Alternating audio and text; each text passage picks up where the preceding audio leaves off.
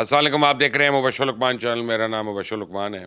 सोचें, कंगना रनावत की ड्रग्स और रवि किशन का समोसा। अब भारत को एक और सदमा पहुंच गया। प्रेसिडेंट ट्रंप ने एक हल्का सा झटका दिया और भारत की स्टॉक मार्केट जमीन बोस हो गई। एक ही दिन में लोगों के 5 लाख करोड़ रुपया डूब गया। तो इंडिया के सरमायाकार और सनतकार तो रो रहे हैं, एक दूसरे से पूछ रहे हैं कि अब हमारा क्या बनेगा।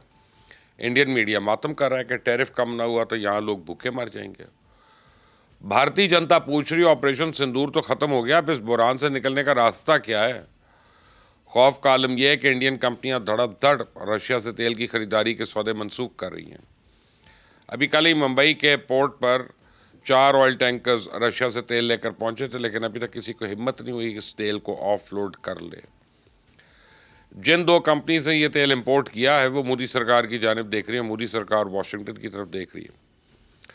भारत की चीखें निकल गई हैं और राक्षस मोदी की आवाज़ नहीं निकल रही है।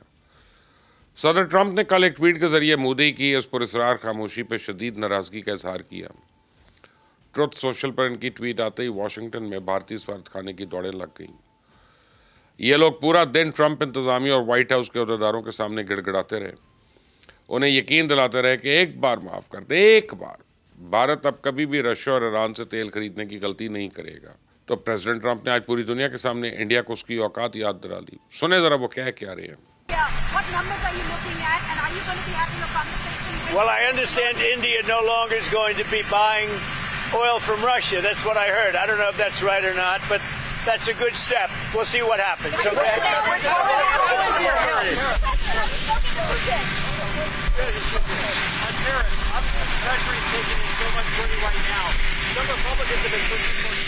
यकीन माने, इंडिया को इस नई शर्मिंदगी से दो चार करने में पाकिस्तान का कोई हाथ नहीं है। ये वो कालक है जो भारत ने खुद अपने हाथों से अपने मुंह पे मली है। अमेरिकन टैरिफ से बचने के लिए और आलमी सतह पे अपना कद ऊंचा करने के लिए भारत ने पहले डॉलर के खिलाफ साजिश रचाई। उस बाद चाइना, रशिया और इंडिया पे मुश्तमिल नया तजारती ब्लॉक बनाने की कोशिश की और इस नए ब्लॉक के लिए जयशंकर मेनन बीजिंग जाकर गिड़गिड़ाया। मोदी ने प्यूटन के पांव पकड़े, लेकिन ना तो चाइना ने भारत को घास डाली, ना ही रशिया ने उस पर एतबार किया। जब उनकी दाल नहीं गिली तो फिर थक हार कर मोदी ने ट्रंप के आगे सरेंडर कर दिया और रशिया से तेल की खरीदारी बंद कर दी। भारत ने दुनिया में हमेशा अपनी सियासी और अस्करी बर्तरी का प्रचार किया है और ये इसी गरूर का नतीजा है कि आज ना तो अमेरिका से ग्लोबल एक्टर तस्लीम करने पर आमादा है, ना ही चाइना उसको कोई अहमियत देने पर तैयार है। तो एक चाइनीज थिंक टैंक के सरबराह डॉक्टर विक्टर गाओ ने तो भारत को गिरबान में झांकने का मशवरा दिया। सुने जरा वो क्या रहे हैं। The winning side is not India, the winning side is Pakistan. Why did Pakistan win the aerial battle? That is a question that the rest of the world has been very eager to understand the reality, and India seemingly pretended that they are the winning side. So they lost not only from the aerial battle itself, they also lost because they pretend that the realities are just the opposite of what they are now pretending to be the real case. हैरत तो मुझे इस बात पे हो रही है कि पूरी दुनिया भारत पे थू थू कर रही है, लेकिन मोदी सरकार को इसकी कोई परवाह नहीं। भारत जिल्लत की इस खाई से निकलने का तरीका ढूंढने की बजाय अवाम की तवज्जो हटाने की कोशिश कर रहा है। मौजूदा इश्यूज पे जारी बहस का रुख मोड़ने की भोंडी कोशिश कर रहा है। हॉलीवुड के वो तमाम अदाकार जिनका फिल्मी करियर करीब करीब ख़त्म हो चुका है या आखिरी सांसें ले रहा है, वो आजकल मोदी के दिफा में पेश है। अभी पिछले दिनों जब हिमाचल प्रदेश में 2 सगे भाइयों ने खातून के साथ शादी की थी, तब मैंने कंगना रनावत को चैलेंज दिया था ना कि वो इस फरसूदा गैर इंसानी रस्म के खिलाफ आवाज़ उठाए।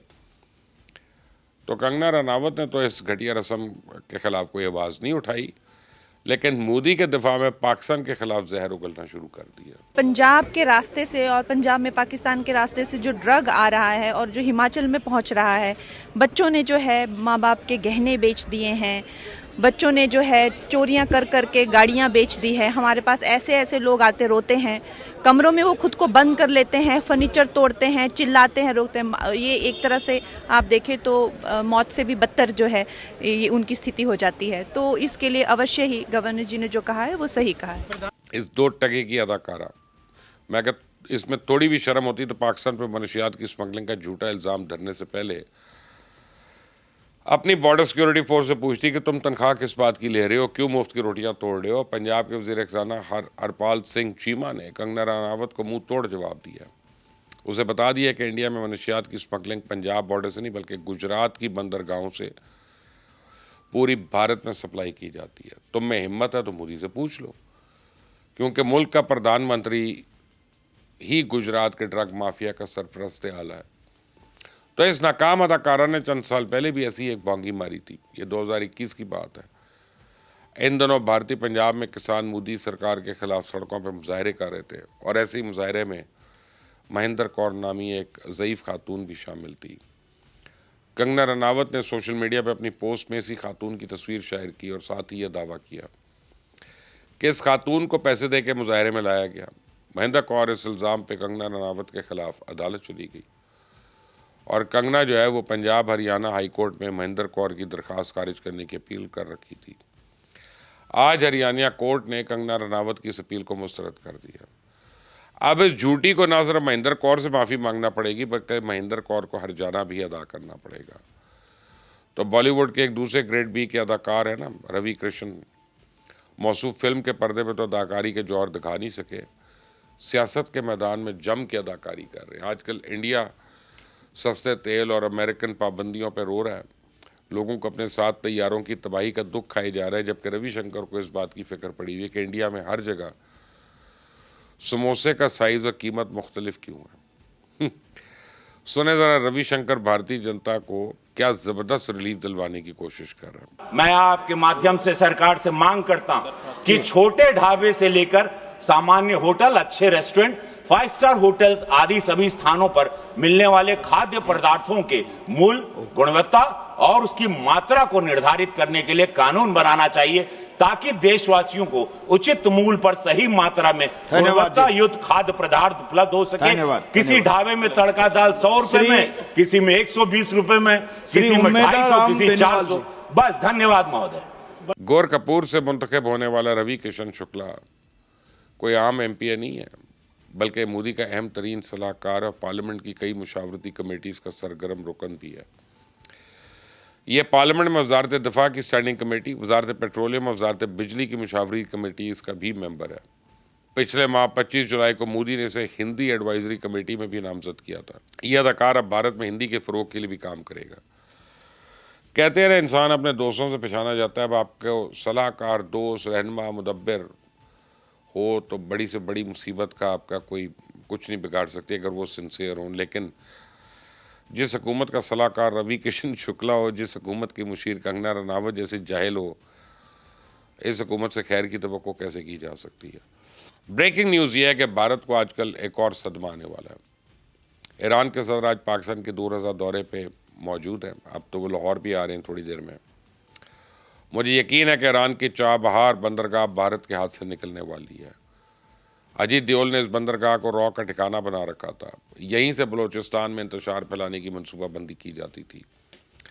यहीं से कलअदम BLA को लॉजिस्टिक सपोर्ट फराहम की जा रही थी और बलूचिस्तान में आजकल फितनतुल हिंदुस्तान के कारिंदों के खिलाफ टारगेटेड ऑपरेशन हो रहा है। इन हालात में अगर चाबहार से आने वाली लॉजिस्टिक सपोर्ट रुक गई तो फिर कलअदम BLA अपनी मौत आप मर जाएगी। चाबहार का कंट्रोल इंडिया के हाथ से छिन जाए तो फिर अजीत देओल की सारी प्लानिंग कारत हो जाएगी। और मुझे यकीन है कि ईरानी सदर का यह दौरा इंतहाई नतीजा खेज साबित होगा और ईरान से दहशतगर्दों को मिलने वाली लॉजिस्टिक सपोर्ट हमेशा हमेशा के लिए बंद हो जाएगी। अल्लाह ताला पाकिस्तान का हामी और नासिर हो, पाकिस्तान और पाकिस्तानियों की हिफाजत फरमाए। मोदी और उसके पैरोकार जाएं भाड़ में। अल्लाह हाफिज़।